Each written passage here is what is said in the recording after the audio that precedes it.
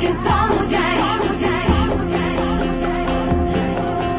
Son zeng, bugün son zeng.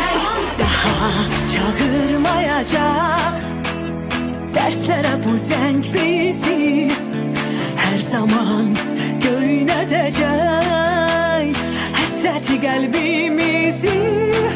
Ah nece köprelmişik bu ayrılık çağında, yaşadı oldu 11 il mektebin kucağında.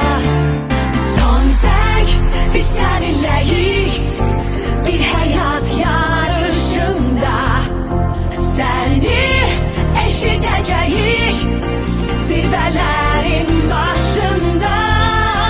Son zeng biz seninleyik bir hayat yarışında, seni eşideceğik zirvelerin başında. Son zeng, bugün son zeng. Son zeng, bugün son zeng. Son zeng, bugün son zeng.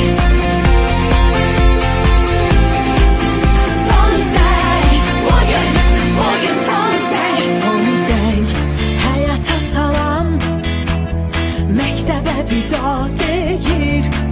Son zeng bizi səsləyir, bizə əlvida deyir. Ah necə kövrəlmişik bu ayrılık çağında, yaşadı olduq 11 il mektebin kucağında. Son zeng biz seninleyik